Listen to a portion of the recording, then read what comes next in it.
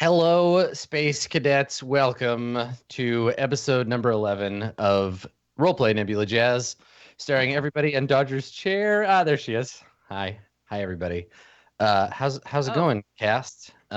Yes, we started. Hi, welcome. Hi, it's good. It's going so great. Hello, everyone. How was your trip to your chair from wherever the hell you just were? It was good. It was good. I got to smooch Sam on the cheek, and now I'm back. Oh my gosh, I have a crush. This is slander. This is slanderous rumors. She was not here in my office. Yeah. All right. Well, obviously we need some kind of like cast tabloid to start. Go ahead, start the rumors. Duger and Sam smooching before the stream. You heard it here first, folks. Confirmed. No way. You heard it here first, folks. No way, dude. Duger and Sam, they smooch. I don't know if people are aware. They smooch way, all the time. No way. Deny. All the time. Deny. Smooching. Do. Yep. Smooching. This is the Not kind just of on cheeks. Rumor has it on the lips, too. Oh! Deny. I even showed him my ankles once. oh What? damn. Whoa. I know. I'm a sassy girl. Ooh, They're hard to see because scandalous. she's really small and she can't jump. So I had That's to. very close. Wow. Whoa. Yeah. Yeah. This is the kind of high quality adult content that we've come to expect from Nebula Jazz. Right? Sex I think show so. on roleplay. I promise there'll be more ankles per episode than any other show you can think of. Yeah. And we'll all describe them too. You can think of them yourself. It's better that way. How's everybody been? Okay, hold on. So I went and saw Guardians of the Galaxy. Has everyone seen it?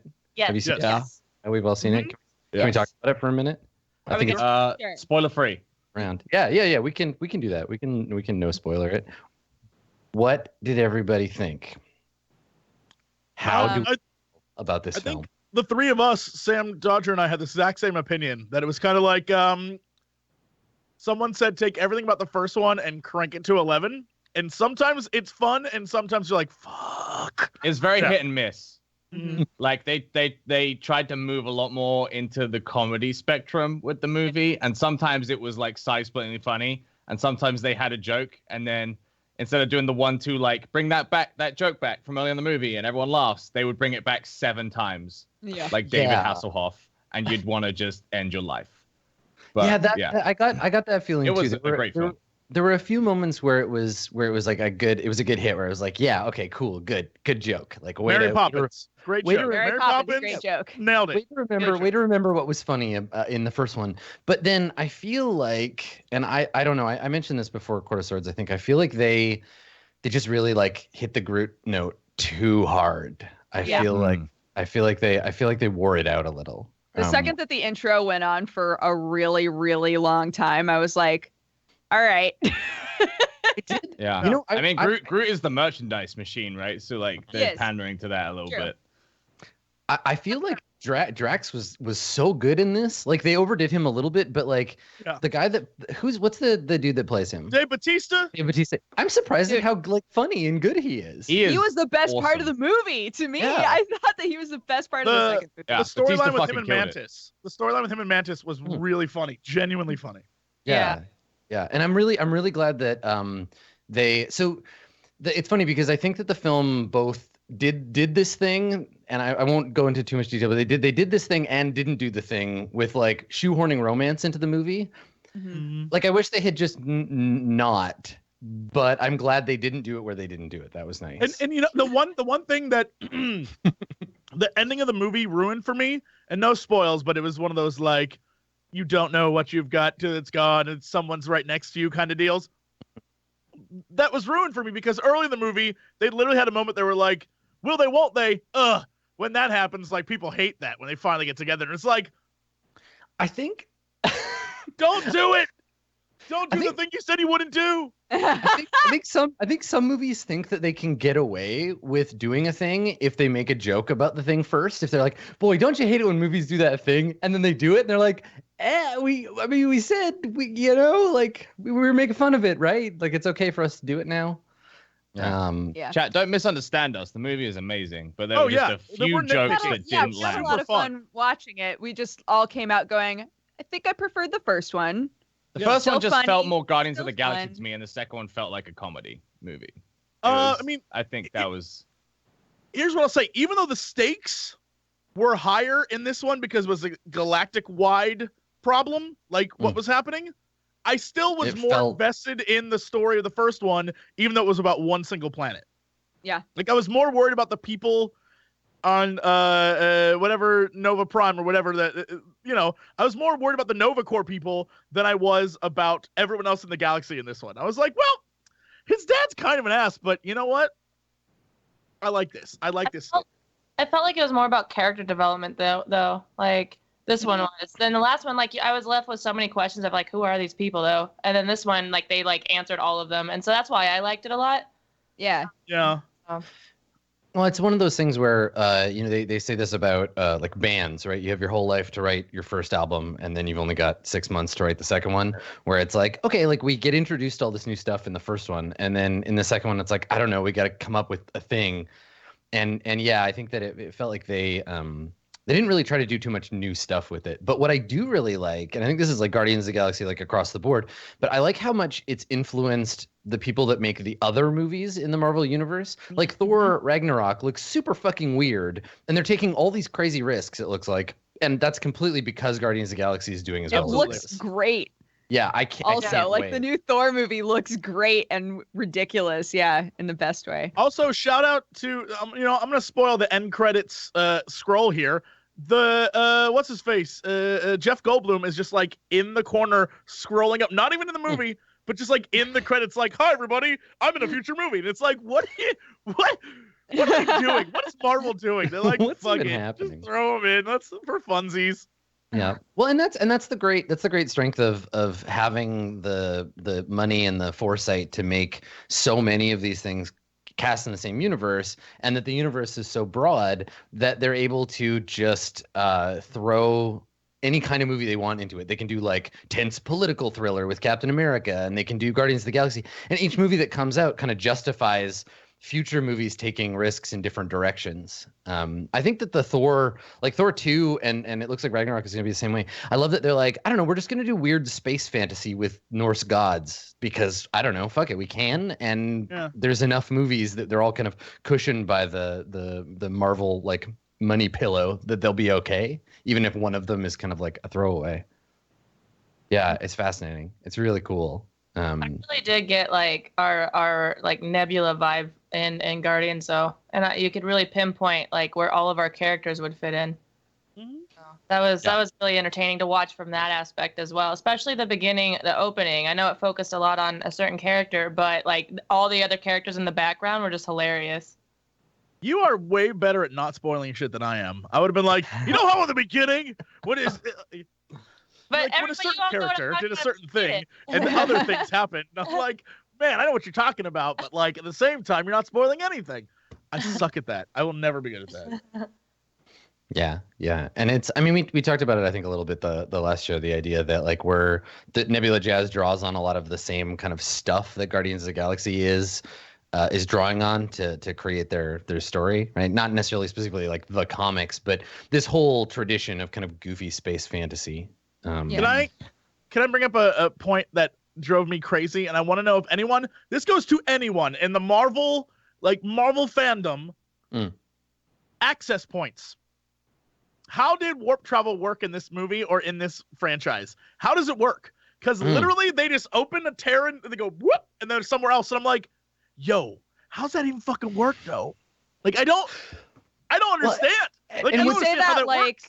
You say that like other franchises have explained it in a way that makes perfect sense. With Star Wars and Star Trek and stuff, they do go out of their way at least a little bit to be like, this is how we get from one planet to another. Like you can guess these things, but and that's the thing. It doesn't just happen. Like there's still a time mechanic. This is like we're ripping open the fabric of space. Well, and they did allude to a time mechanic, and they alluded that you can do a certain amount of jumps in a safe, respectable time limit. And if you do these jumps, it's not safe, and all that kind of shit. Someone who's really into the fandom to explain it to me, because I love learning stuff like this, and I was like, the fuck?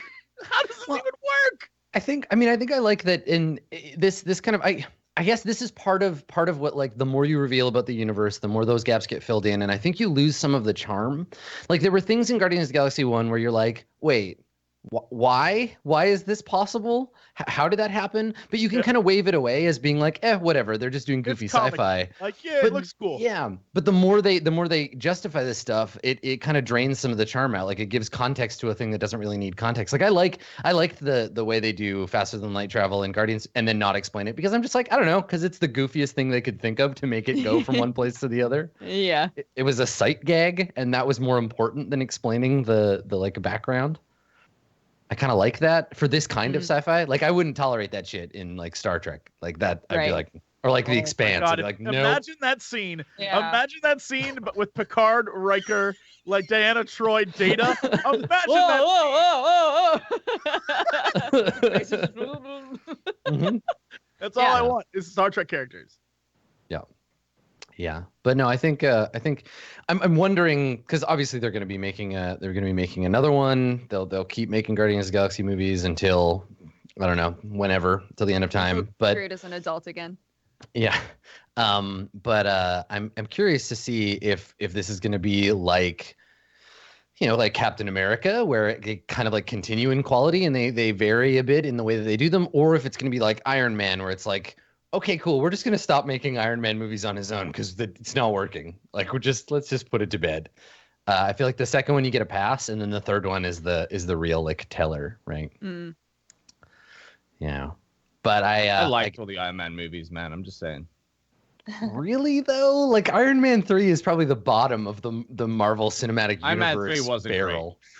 Great. Iron Man 2 is rough as. I mean, look, I am currently going back through and watching all of. I'm forcing Kristen here in the office to watch every single, because she hasn't seen them all, every single Marvel movie, and going back through, many of them are not like, they're acceptable, but they're not great.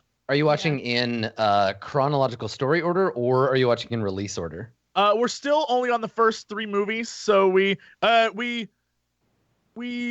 started doing it as chronological. So we started with the first Avenger, started with Captain America, and then we were like, F it, let's just watch in the order that they came out.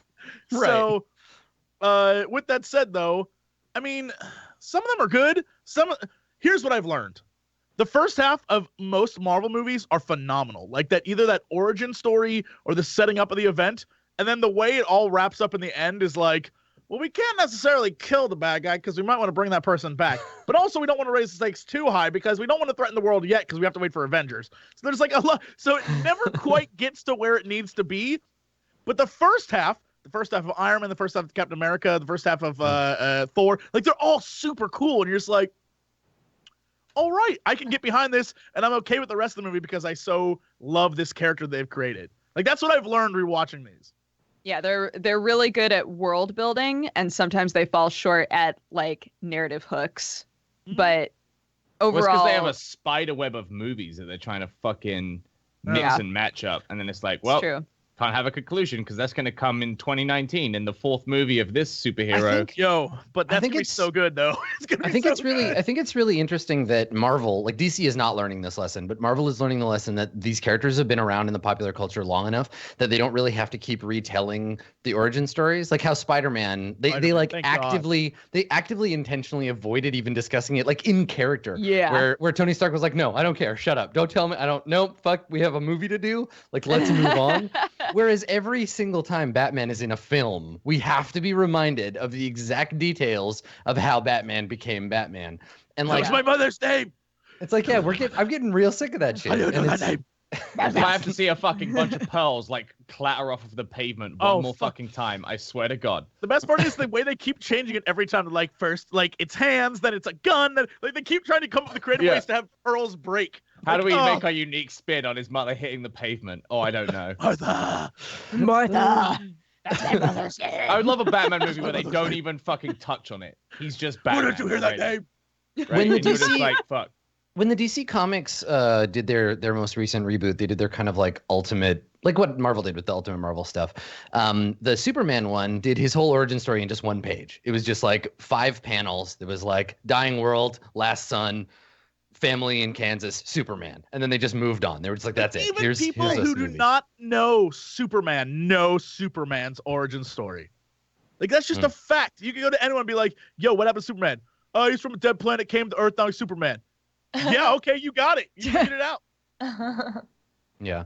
I'm curious if we're going to get a movie that just straight up ignores the origin story completely, jumps into an interesting thing, and then reveals the character's origins either over time or in little bits and pieces. Because I find that mystery, I like that a lot more than if they're like, all right, let's go through excruciating detail about how this character becomes the character you showed up to the movie to see, an hour in. You're like, okay, and Peter Parker is done. Now we get a Spider-Man. I think a movie like Wonder Woman might be an example, a different case. Like, very few people are like, yes, I'm aware of Wonder Woman's origins and I know everything about Wonder Woman. Right. Because there's not a lot of Wonder Woman stuff. So I feel like this might be a little like side case here. But you're right for everything else, like Spider-Man, Superman, and Batman. Yeah. Everyone, I swear to God, if they like keep rebooting Spider-Man, and like if they do it again, I might burn Hollywood to the ground. Like, I can't handle another Spider-Man iterations now. Yeah. So that's right. You're on watch, Hollywood. Jesse's right there. He's gonna get you. I've seen Demolition Man. I know how easy it is. I'm gonna burn. It's like they fucked the Hulk up twice, and they were like, "We ain't gonna touch this no more. We learned our lesson." Yeah. Spider-Man, they're like, "We can give this one more go." We can try. Were you gonna say Pokket? Oh, you guys mentioned Wonder Woman, and I, being a huge DC person and absolutely loving Wonder Woman, I'm so ready to be disappointed again by DC. Not me. I'm ready. I'm ready for this to be the first good DC movie. I'm so excited. I'm hoping that it's good, but I'm gonna go up there with my expectations all the way at the bottom. Super low, yeah. Only go up. It can only, and I'll be like, that was great, and everyone's gonna be like, what are you talking about? I feel like if we envision like we're all, as nerds who like comic book movies, we're all the parent in this analogy, and we have two kids. We have Marvel and we have DC, right? And we send them off to school, and after a few years, Marvel's getting straight A's every year. DC's been getting D's, and we're like, oh, DC, honey. Marvel gets a B once, and we're like, you're the worst, and DC gets a C-. We're like, ooh, you did such a great job. Stigma at schools. My little brother was always naughty. He would always naughty. I was just like a normal kid. I was a bit of a clown, but like I never got in trouble. And he got in trouble consistently to the point where like he gets one of these report cards, right? Like this fucking, and if at the end of the day, if he's been good, like, so I think he had one day where he was fucking normal. One fucking day. And he got a letter sent home saying how proud the school was that he didn't set something on fire. And I'm like there doing that shit every single day. And I'm like, what the actual fuck? And it's the same situation. DC is just fucking setting shit on fire every single day. Exactly. And the one day they produce a fucking good movie, people will be like, they fucking nailed it. They're the best. They did it. I feel like DC's, the only time I feel like it really, really did well was the Dark Knight series. And that's the least comic-y series out of all comic book series. Like, he went out of his way to make it as real worldy as possible, which is crazy to me. It was really good. Yeah. But like Wonder Woman, what I've noticed about her, both in the Superman vs. Batman movie, plus in all the trailers, she has very little speaking roles actually shown, and it's like all action or just like other characters doing the speaking. Now, is that now, as someone who like understands the DC universe a lot better than I do, is that a character trait of Wonder Woman? Is she like traditionally pretty stoic, or is that like an aberration for you? Are you seeing that as being? She's stoic. I also think the actor is just not the best actor to be playing her. She looks like the part. Yeah, she does, but like I don't think they pick. One thing I always give Marvel is they're way better at casting. Way better. Usually DC just drops the ball on at least one character per movie.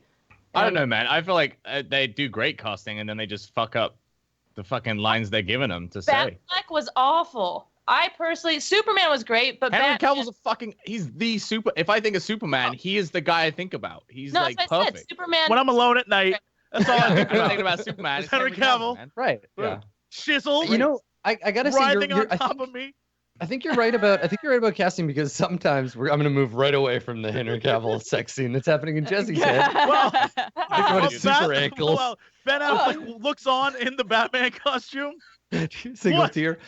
I gotta say the best superhero casting I think of all time, hands down, without a question in my mind, is J.K. Simmons as J. Jonah Jameson. Absolutely, that's the best casting. Yeah, I don't like watching that. I can't see him in anything anymore without being like, get me pictures of Spider-Man. I just can't. Like, that's all I can think of. It was perfect. It's like he was born for that role, and I think that's a huge part of of casting. And to your point, Pokket, I think that Marvel does generally do a better job of that.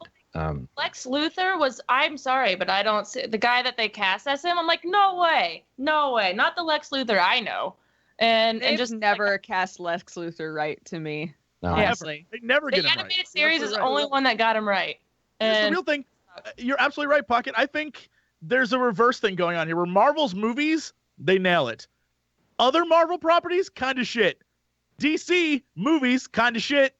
Other properties, their animations are great. That is true. Their TV shows are pretty good. Like everything like DC does that isn't a movie, killing it. Everything they're doing that is a movie is like, why? And it's heartbreaking because they have the ability to make something great. They just don't. Yeah. I think it's just like a too many fingers in the pie situation for DC. There's too many people giving opinions and the message gets muddy and the story gets muddy. And that's how every movie feels to me. My problem with DC is that it feels too much like they're trying to take these comics, a lot of which already exist, like origin stories. Suicide Squad already existed. It was a comic. And yet they try to make it like for the mass audience. So they change it a lot. They make Harley Quinn into some bubblegum pop queen. Like, I just was like, what are you doing to them? And then they take the casting and who would be like visually the most one to and I'm not saying these people did bad, but like even Jared Leto, he's a great actor, but Joker was awful. It's okay, Pokket. You don't have to worry about hurting Jared Leto's feelings. I think he'll be okay. I'm not sure he has any. All right, on a bed of money. I'm not sure he cares. I'm sure he agrees. Like it just was Joker was not good in that movie, and like that's a good quote. Pokket 2017. Jared Leto knows he's trash. He knows. I think he'll agree with me when I say he's bad. He was great in movies like Requiem for a Dream, but he just was not.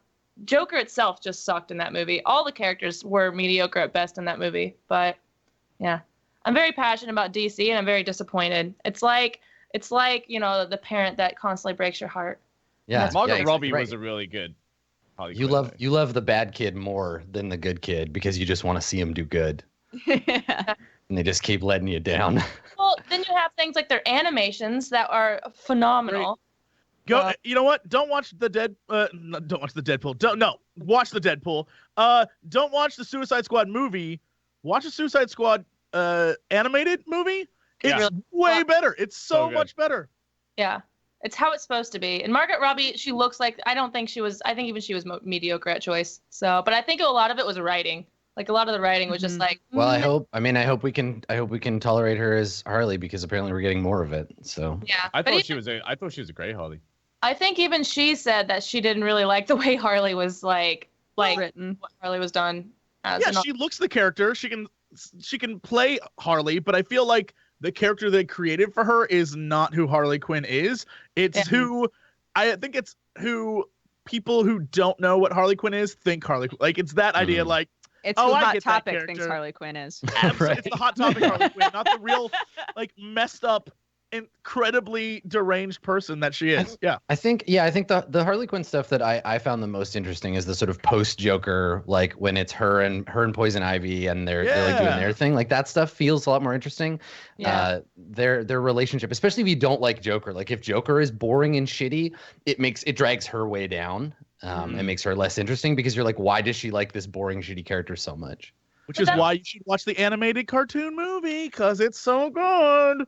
And the Joker in that one has an evil scheme, and it's wonderful. I feel like DC casting is great, but their writing is shit. I think I disagree with Pokket on this one, but that's fine. Yeah.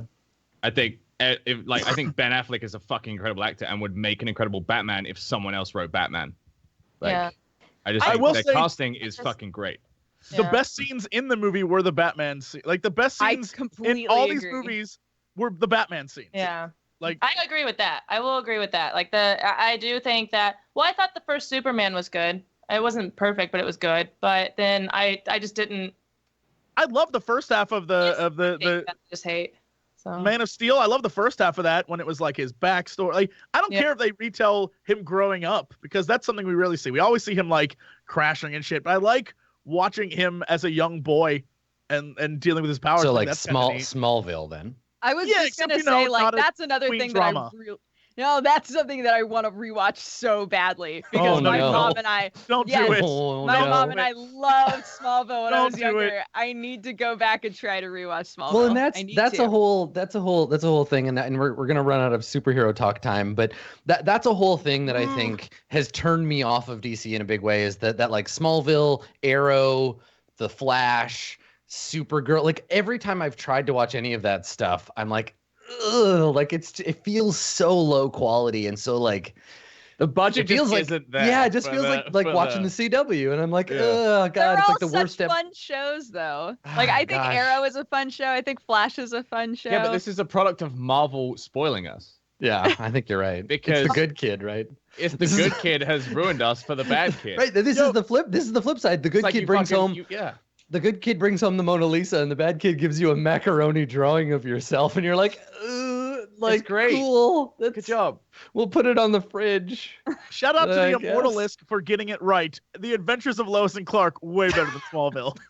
Oh my Absolutely god. Yeah, I right, can't. dude. I can't disagree Absolutely with that. right. Yo, Lois and Clark was so good. I think we good. can all agree. Yeah, I can't, superhero like- TV before it was a thing. I can't speak on any of these. I've never watched any of these. I only watch good TV shows. So Damn. no, but have you guys seen Gotham? Like how they're making their own lore in this Batman universe, and I think it's phenomenal. And the Penguin, I've never liked him until Gotham. But Perfect. have watched- you seen The Adventures of Lois and Clark? I think here's the thing. That's your. I That's feel your like homework, I Pocket. feel like Pocket, you're missing out on Okay. the real show here. You're not missing out at all. Oh. No, you really are. You're not. Boo. No. Lois and Clark is The great. Adventures And then watch of Smallville, Lois and then Clark. watch Arrow, and then watch Flash. Although only watch Arrow until a certain point, because then it just goes to shit. Season 3. Season 3 is when it starts to really go downhill. And then Season switch to 3 is when it Flash. starts just like going above the budget, and you're like, stop. When he was firing arrows, it was great because he As was firing someone- arrows. as As someone soon as who people grew- like fucking raising the dead with magic, you're like, you don't have the budget for this. Stop it. As someone who grew up watching like low budget sci-fi filmed in Canada because it was less expensive, like Highlander the series or RoboCop the series, Yeah. I feel like a lot of great. Both great. Those were on Saturdays. Sliders. Oh my god, Sliders. Oh my god, those were on Saturdays along with Kevin Sorbo as yeah. Hercules and Mhm. Xena Warrior Princess. just a lot of like pre big budget fantasy stuff. So so bad, good. so good. bad. No, you're wrong. These shows, You're wrong.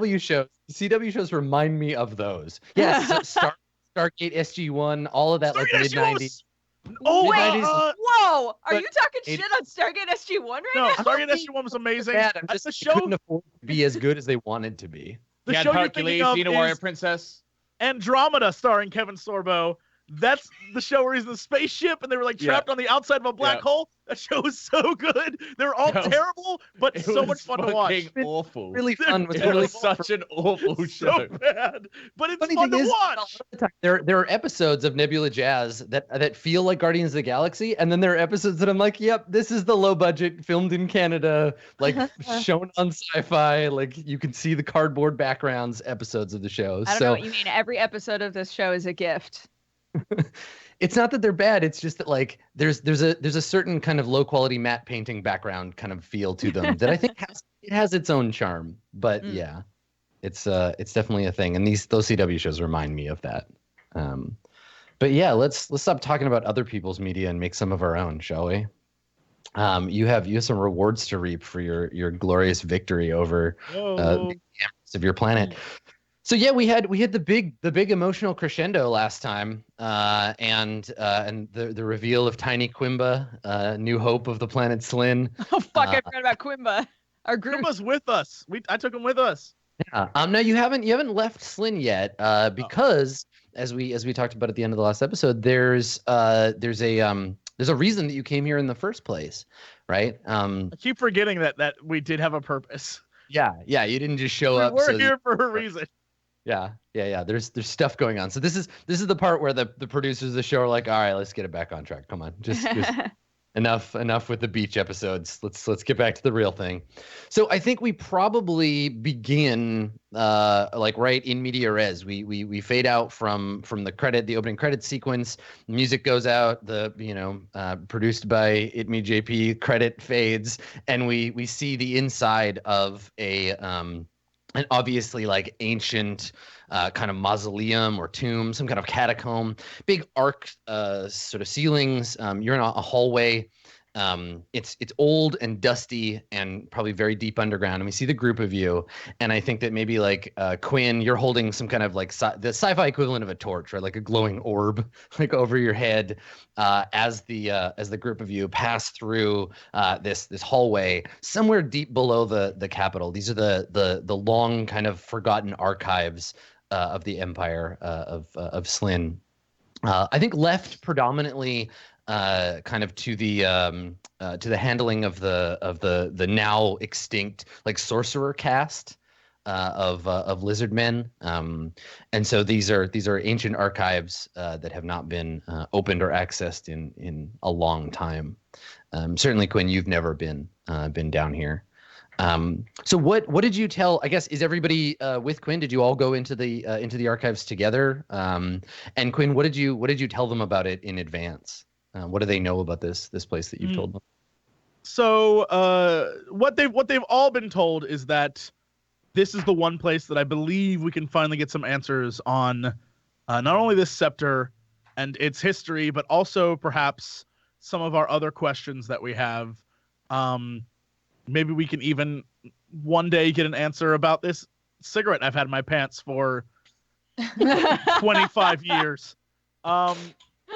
So yeah, and so I think that there's a lot of, even though it's ancient, a lot of powerful technology down here from the days of the Empire that can really be useful to us. Yeah, and when we say technology, we don't mean in the sense of like Elaxitron and like computers and circuit boards and machines. We mean like technology in the Final Fantasy sense of the word, in that it's like somewhere between magic and technology. Is what it's Magitech, yes. Exactly. Yeah. And there's something I guess there's something ominous about this place simply because it was built by sorcerer kings of yore. This would be where we really go hard on the kind of like ancient Egypt kind of vibe to the place. I think we see these big statues maybe as we pass. I'm thinking of like the way they show the sort of progenitor ships in like the Alien kind of series. These kind of huge statues of like serpent men holding staffs, carrying books, looking kind of like mysterious and magely. And so we come in, we fade in on the scene of you approaching the door to the internal archives, the place where the computer, these elder sorcery computers are said to be.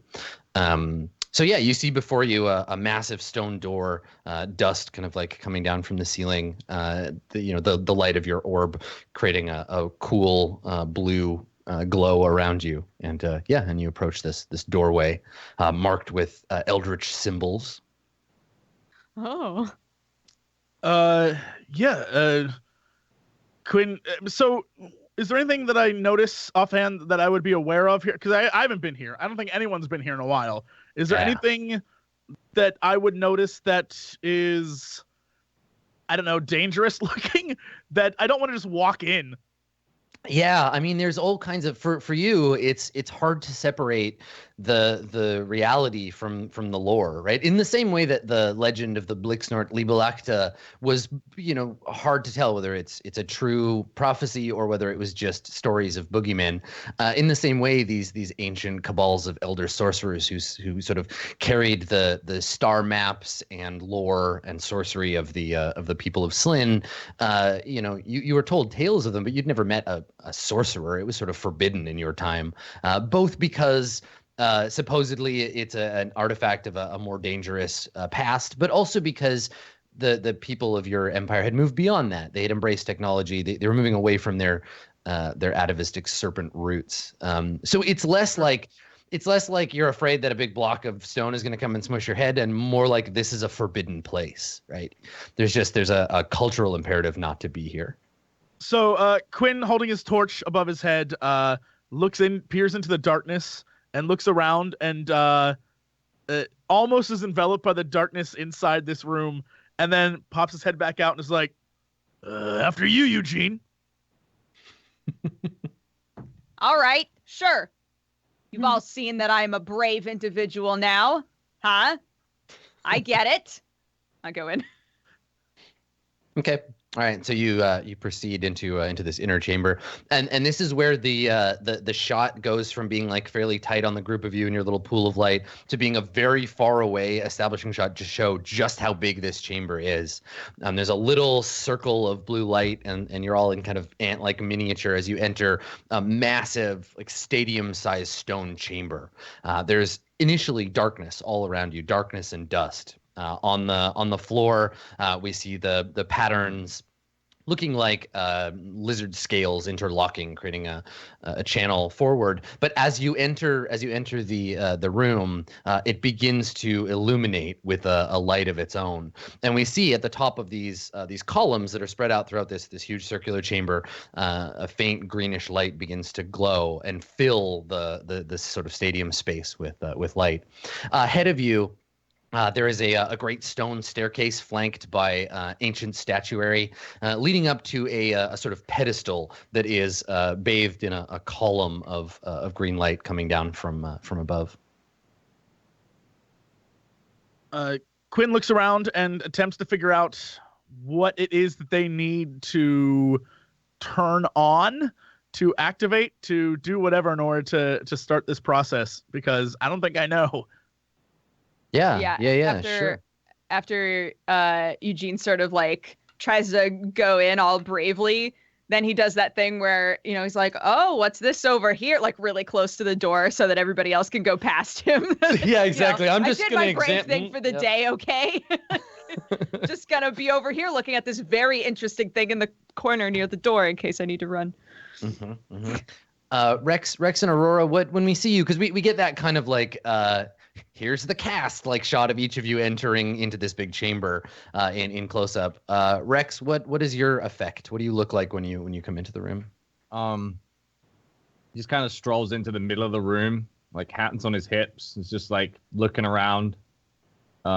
He doesn't know what the hell's going on really. He's expecting Big Lizard Boy to know exactly what to do here, so he's kind of just like following lead. Yeah, and I mean your people don't really have like being in ancient historical places is sort of irrelevant, right? Like we don't really do that. Yeah, it's not so much a thing for you. No. Okay, cool.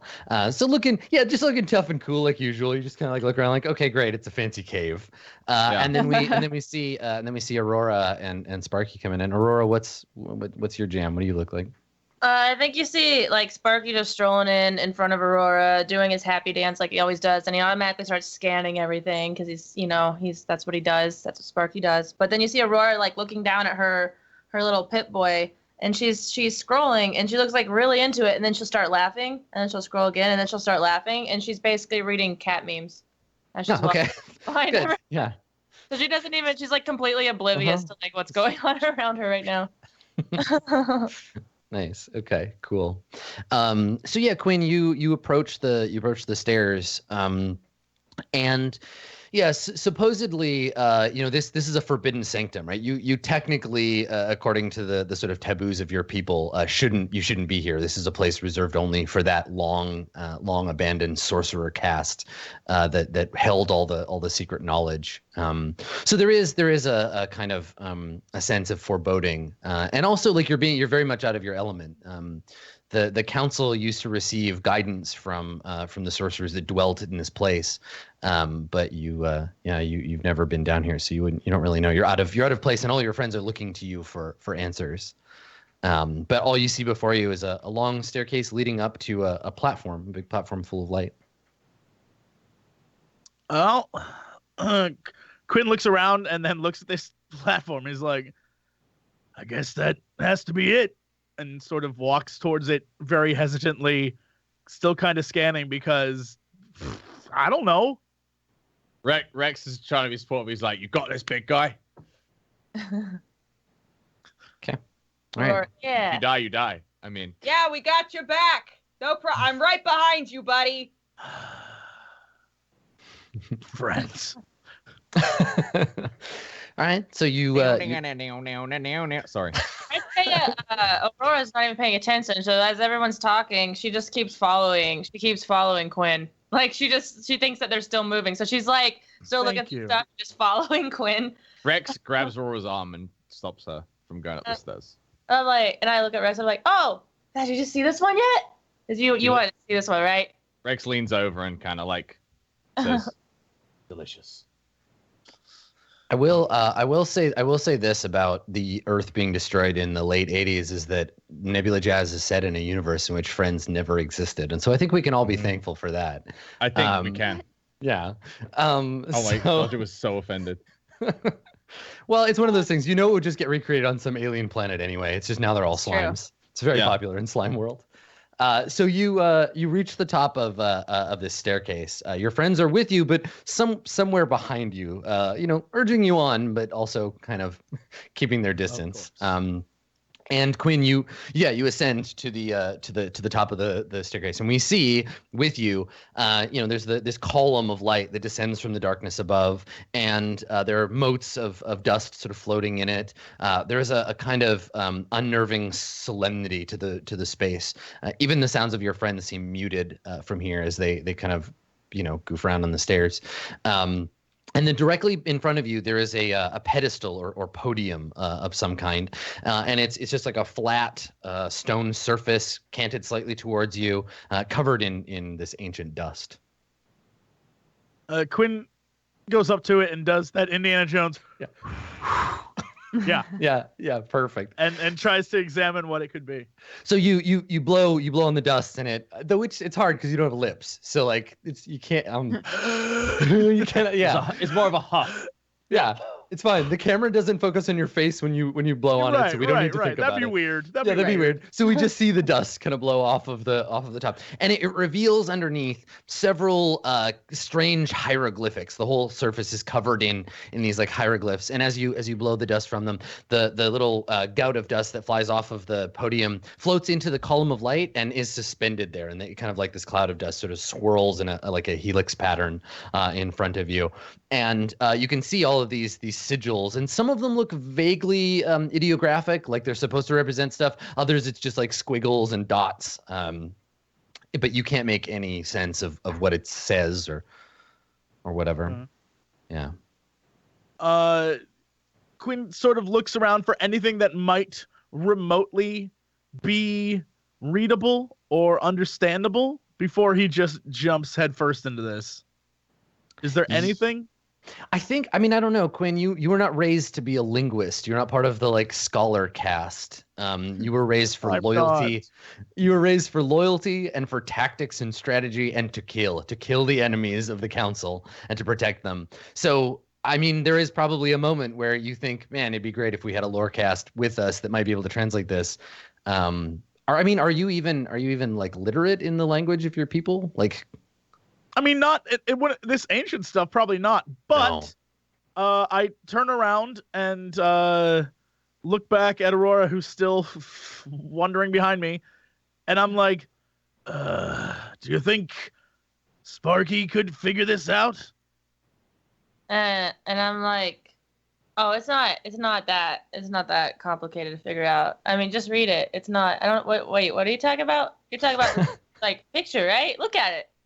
Rex nudges Aurora in the back to tell her to go up the stairs, and like the hologram that Aurora shows you is some kind of like alien feline analog trying to eat an alien hamburger analog, and it has some like squiggly alien text in impact font at the top and bottom of the image. Absolutely, yeah. But once I figured out, I think I tap into Sparky, and I'm like, oh, you mean.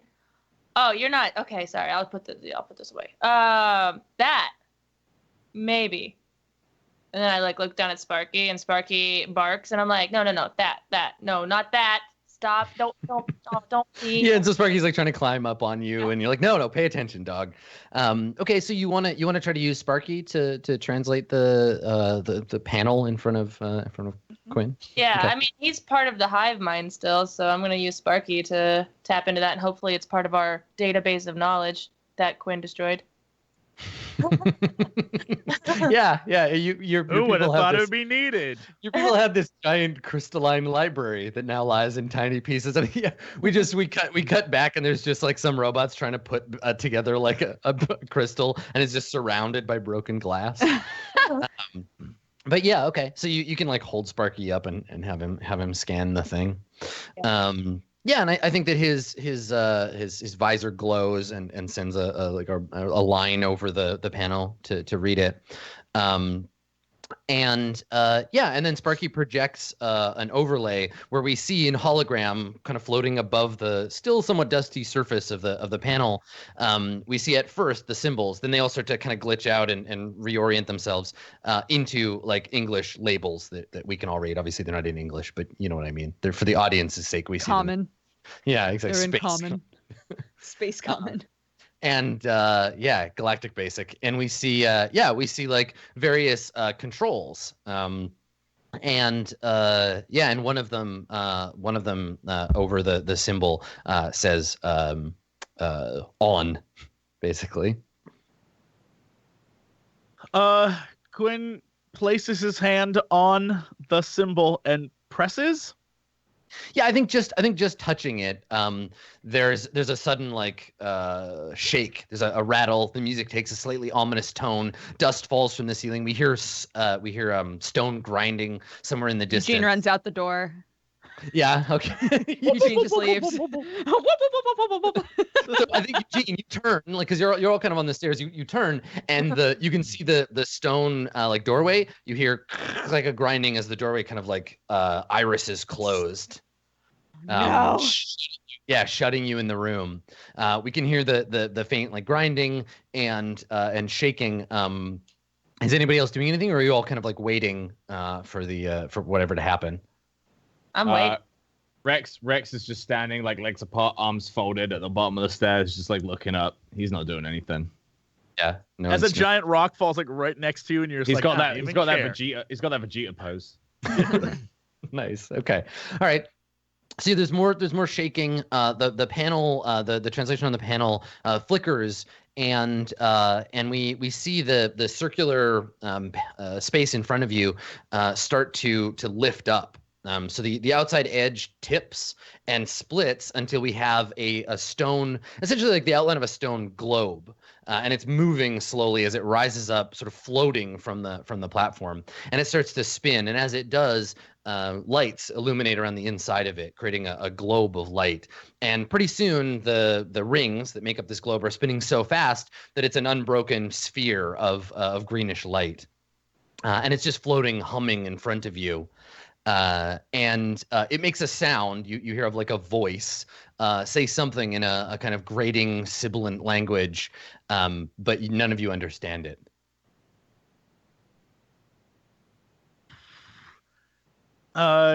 Quinn looks up at it and he's like, "Hello?" And then it says something again, and on the panel we see a progress bar appear. And in the overlay, and as it's doing this, we're seeing the physical stone hieroglyphs of the panel drop into the panel and be replaced by other ones. So it's a sort of primitive physical computer kind of moving the interface around by creating new hieroglyphs. But we're getting the overlay in this sort of technical glowing outline. And so we see this progress bar as they shift, and it says processing language. And then the progress bar fills. There's a faint kind of metallic chiming sound that fills the room. And then from the sphere, from the humming of the sphere, you hear the voice again say, "That's better. You should be able to understand me now. Welcome to the archives." And it kind of like echoes through the room. Quinn looks back at the team and he's like, "Okay, what do we do first?"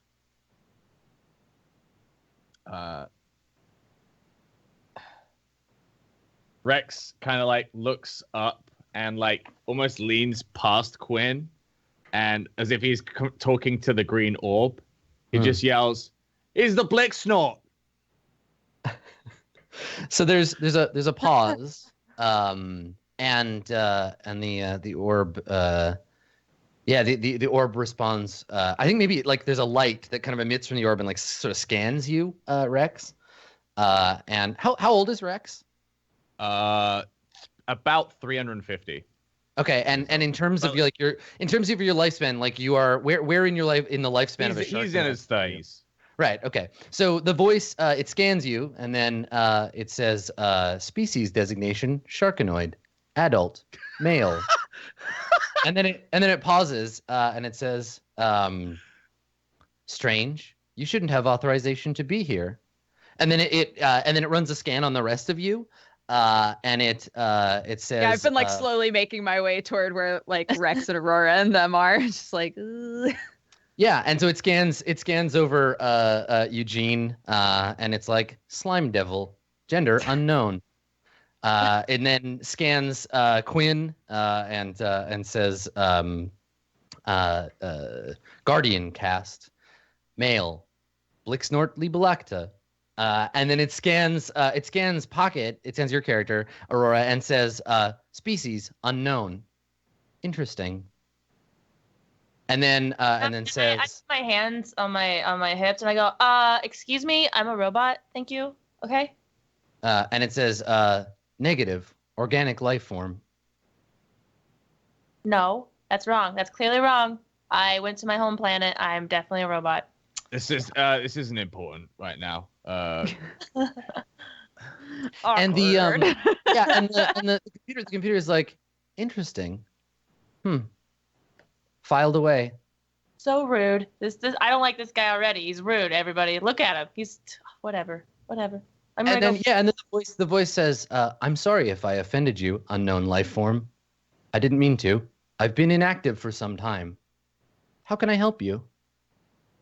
Apologize. He already has. He's already said sorry.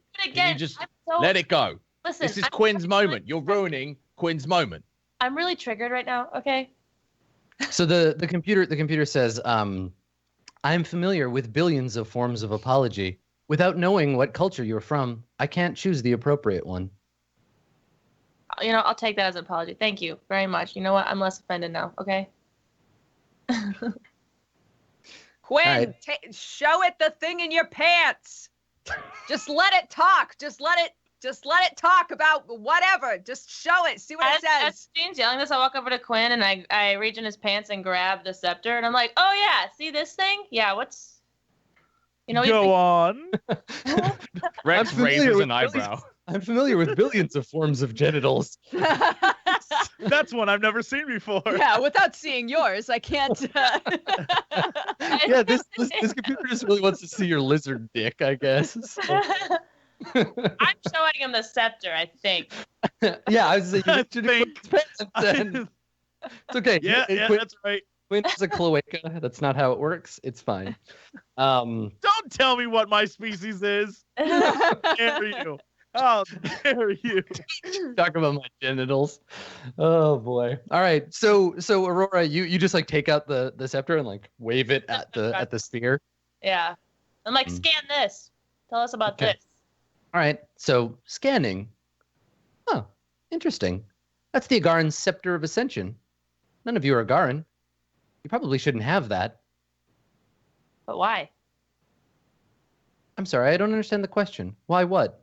Why shouldn't we have it? I mean, we have it because we found it. Finders keepers. How much is it worth? That's my girl. Good question. I like smile back at you and go. Would you like that answer commercially, culturally, physically? All of it. All of it. Tell us about the scepter. It's past. What is it? The scepter's composition is of a unknown metal. Coated in Agaran black metal, its cultural worth is inestimable, at least to the Agarans, which is why I wonder why you have it. It should be in the hands of the current leader of the Agaran people.